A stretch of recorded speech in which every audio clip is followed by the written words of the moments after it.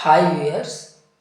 So last class నేను ఏం చెప్పానంటే లిమిట్స్ సంబంధించి కంప్లీట్గా మనకి basic concept as well as solid papers some previous questions కూడా చెప్పుకున్నాం. సిమిలర్ ఇప్పుడు కంటిన్యూటీ అంటే లిమిట్స్తో పాటు కంటిన్యూటీ కాన్సెప్ట్ కూడా ఉంటుంది. ఈ కంటిన్యూటీ కాన్సెప్ట్ అనేది ఇక్కడ మనం ఇనిషియల్గా ఏంటంటే basic concept and as well as solid paper చెప్పుకుంటాం అండ్ డిఫరెన్సిబిలిటీ కూడా సిమిలర్గా చెప్పుకుంటాం. ఫైనల్గా ఏం చేస్తామంటే ప్రీవియస్ క్వశ్చన్స్ మళ్ళీ చెప్తాం. మరి డిఫరెన్షియేషన్ కూడా similar to same as well యాజ్గా first of all basic concept, next solve problems, ఆ నెక్స్ట్ వన్ ఏం చేస్తామంటే ప్రీవియస్ ఇయర్ క్వశ్చన్స్ అనేది సాల్వ్ చేస్తాం. ఇది మనకి ఏంటంటే differentiation, continuity and limits base చేసుకున్న కాన్సెప్ట్స్. ఇప్పుడు మన కంటిన్యూటీ వస్తే మీకు ఆల్రెడీ చెప్పాను. ఇక్కడ మనకి డిస్కంటిన్యూటీ, కంటిన్యూటీ అంటే ఏం లేదన్నా ఒక పెన్తో మనం లైన్ డ్రా చేసినప్పుడు పెన్ మనం లిఫ్ట్ చేయకుండా యాజ్ టీజ్గా మనం డ్రా చేస్తే దాన్ని కంటిన్యూటీ అంటాం. ఇక్కడ చూడండి, మనకి ఎప్పుడైతే ఇలా లైన్ డ్రా చేసినప్పుడు మనం పెన్ లిఫ్ట్ చేసి మళ్ళీ లైన్ డ్రా చేస్తున్నామో అప్పుడు దాన్ని ఏమన్నా డిస్కంటిన్యూటీ అని అంటాం. ఇది కంటిన్యూటీ డిస్కంటిన్యూటీ సంబంధించి. And what is continuity? మీరు సింపుల్గా ఫర్ ఎగ్జాంపుల్ y=x అనేటువంటి ఒక లైన్ తీసుకోండి. ఈ స్ట్రైట్ లైన్ మనం డ్రా చేసినప్పుడు క్లియర్గా చూడండి, పెన్ ఏమో ఇక్కడ లిఫ్ట్ చేస్తున్నామా లేదు, కాబట్టి it is the continuity. Similar sine wave కూడా y=sin x తీసుకుంటే ఇది కూడా ఏం చూడండి, ఇలా డ్రా చేస్తున్నాం. సో ఇలా డ్రా చేస్తాను, అది బట్టి ఏంటి పెన్ ఎక్కడ లిఫ్ట్ చేయట్లేదు, it is the continuity. Similar way y=mod x కూడా ఏమవుతుంది మనకి ఇక్కడ చూడండి, ఏ విధంగా డ్రా చేస్తే ఇలా లైన్ అలా డ్రా చేస్తే ఏమవుతుందంటే కంటిన్యూటీ. అండ్ నెక్స్ట్ ఇక్కడ చూడండి డిస్క్రీట్ సంబంధించి ఎగ్జాంపుల్ అంటే y=greater function of x. So ఇక్కడ తీసుకుంటే ఎలా ఉంటుంది సింపుల్గా చెప్పాం కదా 0.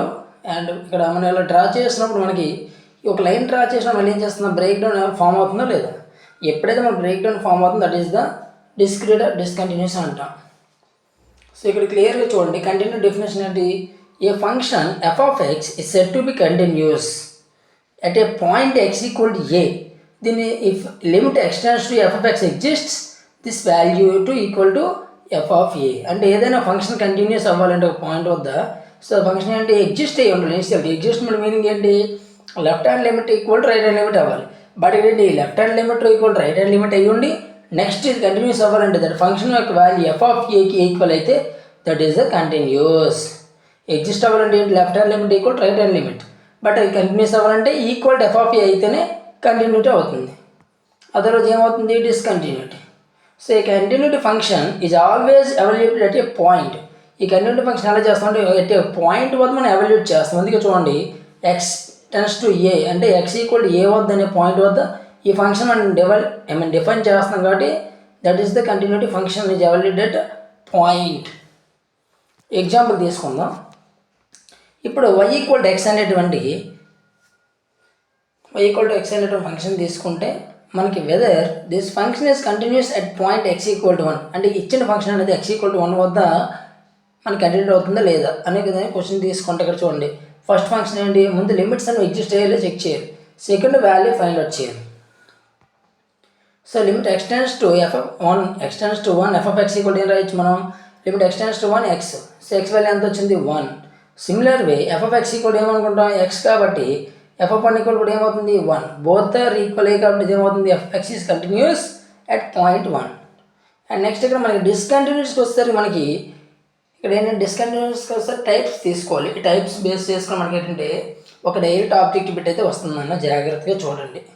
ఫస్ట్ ఏంటి removable discontinuity function, second one ఏంటి non removable discontinuity function. Removable అంటే ఏంటి, ఇప్పుడు మనకి ఏదైతే డిస్కంటిన్యూస్ ఫంక్షన్ అవుతుందో దాన్ని రిమూవ్ చేయగలిగినటువంటి వాటిని మనం రిమూవబుల్ డిస్కంటిన్యూటీ అంటాం. ఇంట్లో మనకి ఏంటంటే missing point, isolated point. Missing point, isolated point ఉన్న పాయింట్ని మనం డిస్క్రీట్ కంటిన్యూస్ బేస్ చేసుకొని చూడండి. మిస్సింగ్ పాయింట్ వచ్చేసరికి ఇక్కడ ఫంక్షన్ తీసుకుందాం. At example f of x = ఏంటి x², ఇది x is greater than 1, x less than 1 అయితే ఏమైంది 2 - x. సో ఇక్కడ మీరు క్లియర్గా చూడండి x f of x అనేది x² నథింగ్ బట్ ఏంటి it is the parabolic curve షేప్లో వస్తుంది. నెక్స్ట్ ఇక్కడ ఏమవుతుంది x లెస్ దెన్ 1 దగ్గర ఏమైందంటే 2 - x అంటే సమ్ పాయింట్ మిస్ అయిందా లేదా, that is the this point miss అయింది కదా, దీని ఏమన్నాడు మిస్సింగ్ డిస్కంటిన్యూటీ. ఎందుకంటే మనకి మధ్యలో x=1 అవుతుంటే వాల్యూ లేదు.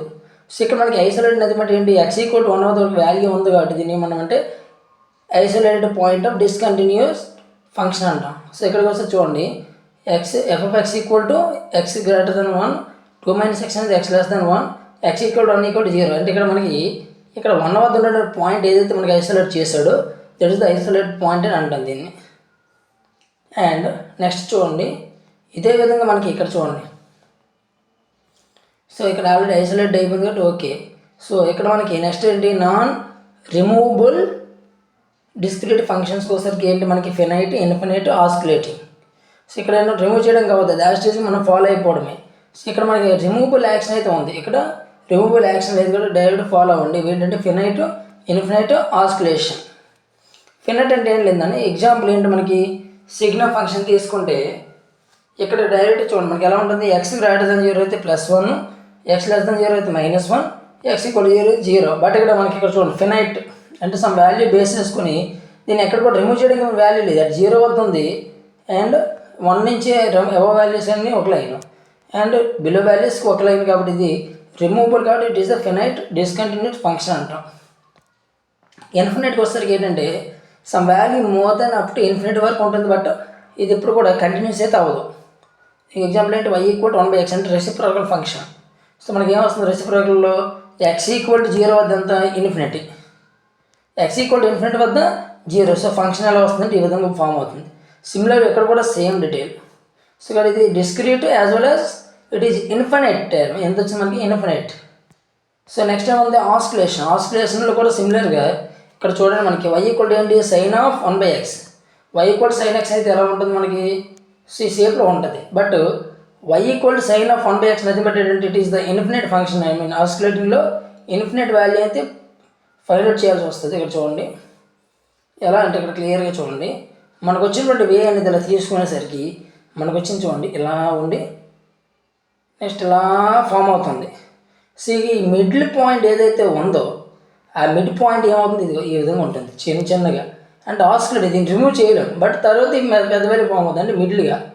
That is oscillating discrete function. ఇది ఎక్కడ కూడా కంటిన్యూస్ అయితే కాదు, జస్ట్ నార్మల్గా విడిగా ఉంటుంది. బట్ దూరం నుంచి చూస్తే మనకి ఎలా ఉంటుందంటే దగ్గరగా ఉన్నట్టు కనిపిస్తుంది.